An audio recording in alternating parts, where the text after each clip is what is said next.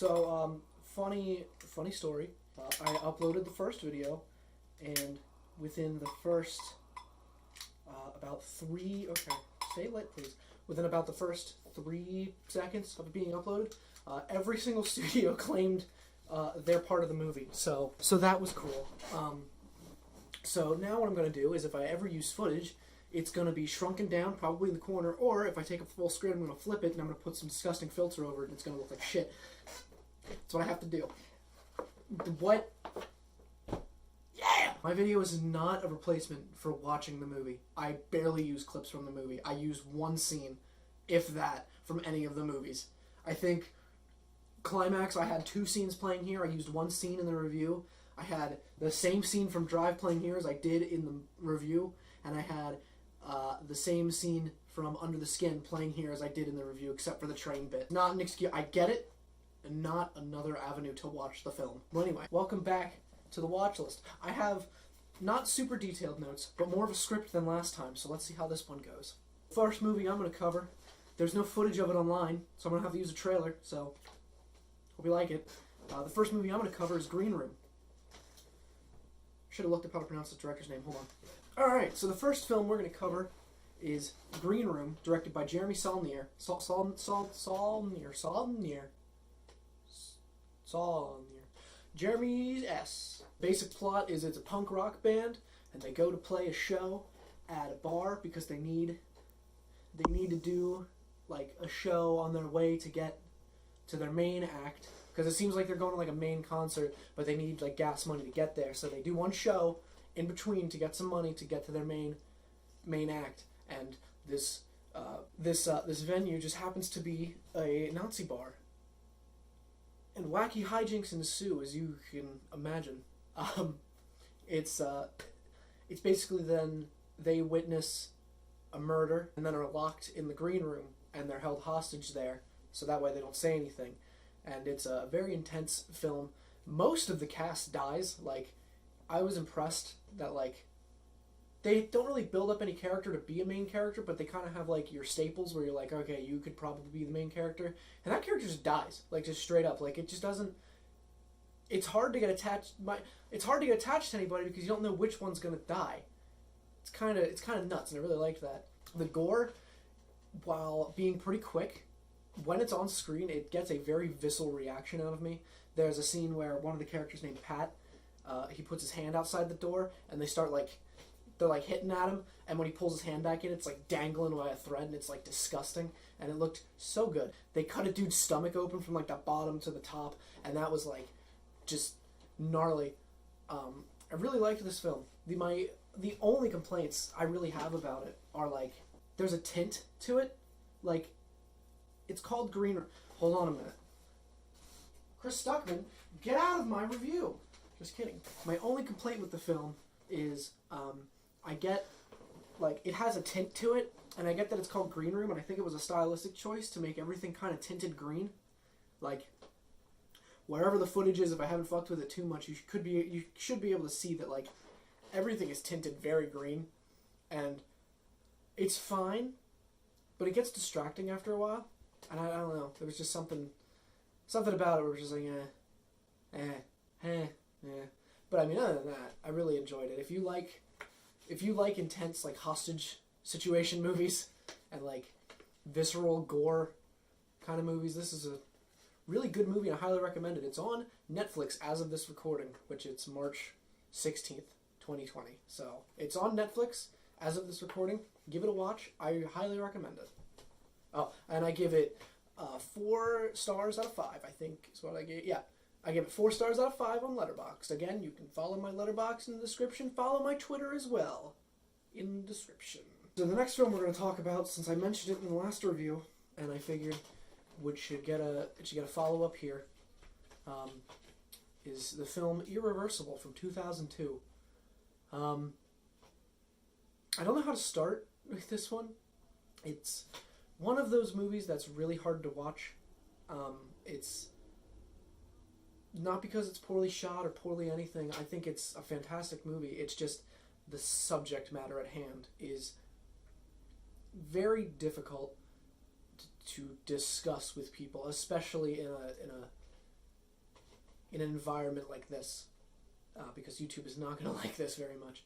So it is a film by Gaspar Noé, another one, Climax, and the last video was his, and I figured why not put another one of his in the middle of this one. This film starts at the very end of it, and then as it goes, it tells the story out of chronological order and in reverse, and it's a very basic 3-act structure kind of story, but the thing that makes it different is it is played in reverse and starts with the end and then goes to the beginning at the end. I've said already, it's one of the most uncomfortable films I've watched, specifically because of about the halfway point. I don't know if this is a spoiler or if this is a warning or what it is, but there is a 9-minute uncut rape scene in the middle of this movie that is one shot, is super uncomfortable, but it needs to be there because it's so important to the story, but yet it is like impossible to watch and not feel disgusted. It gets a very gross reaction. Can't describe it without making it sound like I'm making it up about how like hard it is to watch. It just is. It's something you don't want to see. That being said, I think this film should be seen by a lot of people. I wouldn't be in a rush to watch it again, but I do think it's a really good movie. I think the directing by Gaspar Noé is incredible in this one. I think the directing in Climax was really good, but this one's just amazing. It seems like it's all handheld, and a lot of the shots are like one take, which Gaspar seems to be big on. But what it does is when it transitions from a scene to the next scene, since again it's playing like for say the end and then the scene leading up to the end, in that transitionary period in the middle, the camera's just spinning all around and it puts you in like this weird spacey area, and it's just like, it's bizarre and strange and doesn't make much sense, but that's kind of the charm of it. There's a scene where like they're in a taxi driving and the camera is just going in and out of the taxi, all through it, all around it, and it's like, it's fascinating as to how he did this. It doesn't make, to me it doesn't make any sense, but it's fascinating, and I'd love to see like a behind the scenes on it. Unfortunately, it's very hard to find this on Blu-ray. I had to watch this on the streaming service Tubi, which weirdly enough, Tubi is free, and you can just watch this movie for free on Tubi. So if you really want to, go for it. It's really hard to get through. It's a hard watch, but I think it is a very important movie. I think because it's such a hard movie to watch, it just makes it more important. This very much feels like an event that could happen, and I'm sure it has happened, unfortunately. It just happens so quick, and there's so much confidence that nothing's going to go wrong in this girl's eyes, and then when it goes wrong, it's unbelievable. It's a very important film, and I recommend at least one watch. Just get through it. It's very, very disturbing, very uncomfortable, but if you can get through it, if you can get through it if you just keep pushing. It's hard, but you can. And I gave this one also, with Green Room, a 4 out of 5. Probably could adjust it.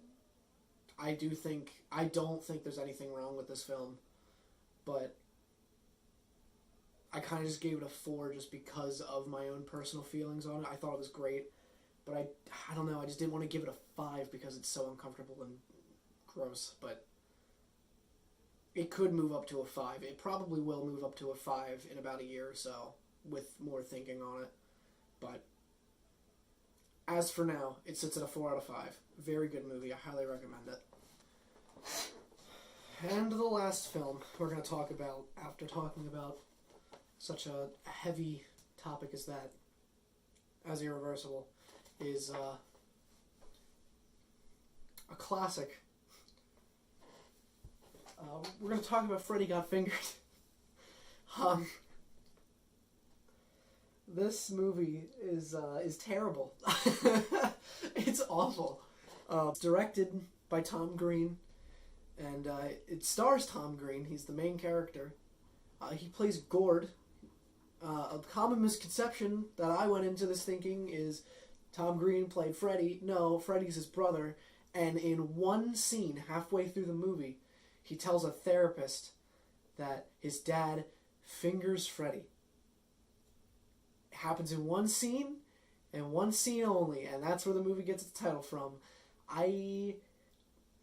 Yes, this it also stars Rip Torn, who is a really good actor, and I don't know how they got him in this. But it stars Rip Torn, and Drew Barrymore's in it for a little bit too, and this is like after Scream, so I don't even fucking know what the hell. The credits end with Real Slim Shady. The soundtrack is so MTV, 90s MTV, it hurts. This film was funded by MTV, I'm pretty sure. It's, almost all of the jokes fall flat. I think the only one that makes us laugh is at the very end. It's the Pakistan joke. It's so stupid, it's funny. And that's how it is about this movie. This film is so goddamn dumb, I'm laughing at it, not with it. And that's an accomplishment. Because for a bad comedy to be... I have never seen a comedy that is so bad that it's retroactively funny again. Usually with a bad comedy, it's just like, there's nothing. You're just sitting there in embarrassment for everybody on set. Like, you're just like, oh my god, did this happen? Master of Disguise is a fantastic example of that. You watch that and you're like, oh my god, like, people went through with this. This was a thing. They had passion and it just did not work. And then you watch this and it's so bad that instead it starts here being a comedy, quickly goes to it's terrible, back to this is really funny because I'm just laughing at how bad it is. And like, I think it's genius, but I don't think that was the point. I think Tom Green genuinely thought this was a good comedy, but it's not. But it is. I hate this movie, and I love it at the same time. I will happily rewatch this movie. I love it, and I can't stand it. It's one of my favorite movies, and me and my friends have so many inside jokes just based off of this goddamn movie. It's so stupid, and we can't let it go. It's so dumb, but we'll happily watch it all the time. If this ever gets out to Tom Green, please, by some god magic, give us a Blu-ray. Please. I have this on VHS. I need a Blu-ray copy of this. I need it. Like, I love this movie and I cannot stand it. It's Tom Green, I think, for the time of MTV, was a fucking genius. Like, his show on MTV was fantastic. Especially for the time. Was like one of the best.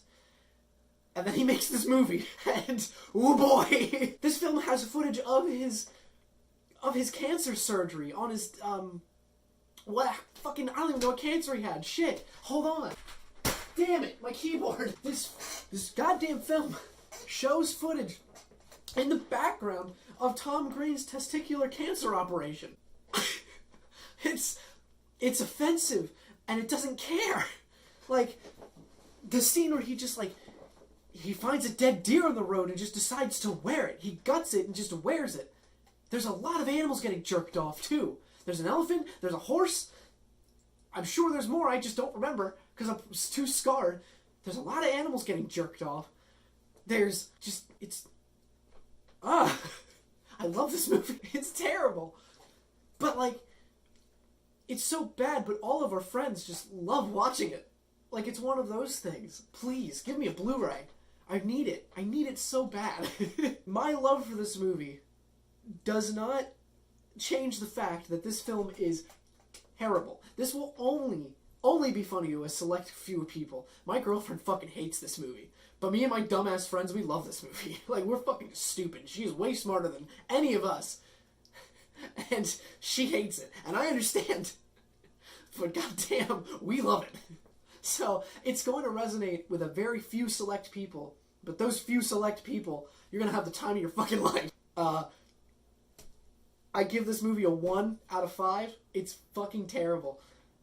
But I love it. This film gets a 1 out of 5, but a heart from me. I love this movie. It's awful.